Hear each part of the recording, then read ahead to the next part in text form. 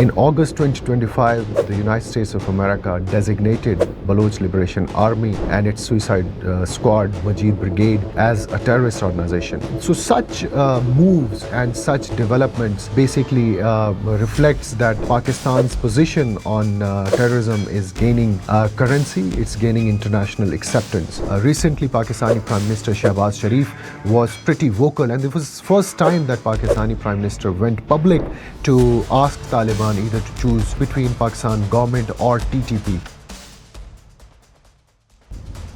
During last 6 to 8 months, Pakistan has made significant strides when it comes to Pakistan's perspective on domestic and regional terrorism. In August 2025, the United States of America designated Baloch Liberation Army and its suicide squad, Majid Brigade, as a terrorist organization. This was significant in a way that it will strengthen Pakistan's diplomatic efforts internationally to seek international support for its counterterrorism campaign in Balochistan, and it will make it difficult for the Indian authorities to publicly extend their support for the Baloch separatists in Pakistan. And then we saw that the SCO summit at Tianjin, this multilateral forum, endorsed Pakistan's grievances, Pakistan's complaints that internationally there is a lot of acceptance for Indian claims about Pahalgam incident, but the SCO also included in its statement what has happened against the passengers of Jafar Express.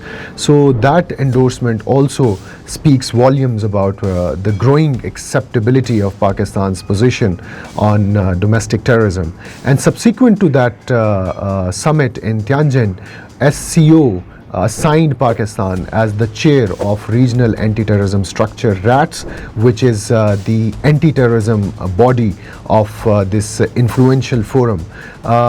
So such moves and such developments basically reflects that Pakistan's position on terrorism is gaining currency, it's gaining international acceptance. Now I think there's a need to build further on this momentum.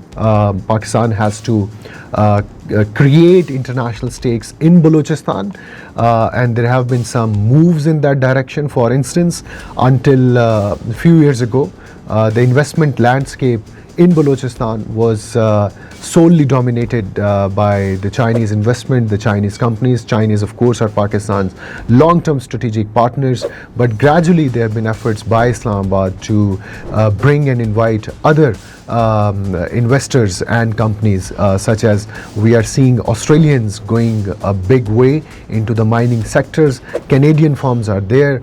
Japanese are also chipping in. Then Saudis have also expressed their interest to invest in Balochistan.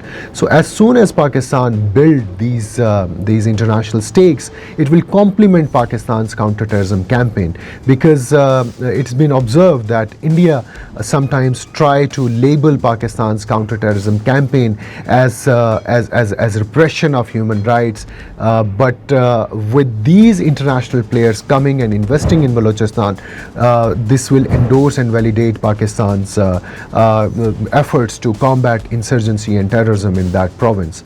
And I think the recent defense agreement between Pakistan and Saudi Arabia, we can also build further on that. How? Because when Mohammed bin Salman visited Pakistan a few years ago, he expressed interest to build a multi-billion-dollar refinery in Gwadar. I think now it's the time when we build on this defense agreement, and we make sure that we translate them into some economic gains as well.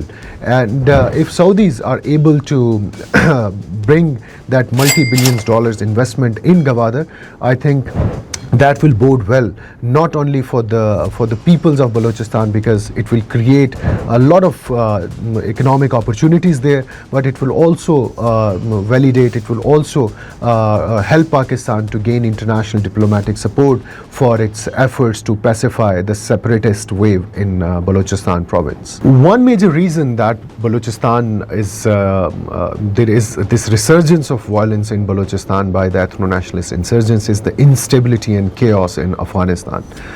BLA and its allied groups, they have found safe havens. It's been validated by the United Nations. Number of reports published by United Nations have endorsed Pakistani claims that not only Tehreek-e-Taliban Pakistan, but the remnants and elements of BLA are also operating from Afghanistan. Recently, the deputy of Bashir Zaib, who is the de facto leader of BLA, he has been killed in Helmand.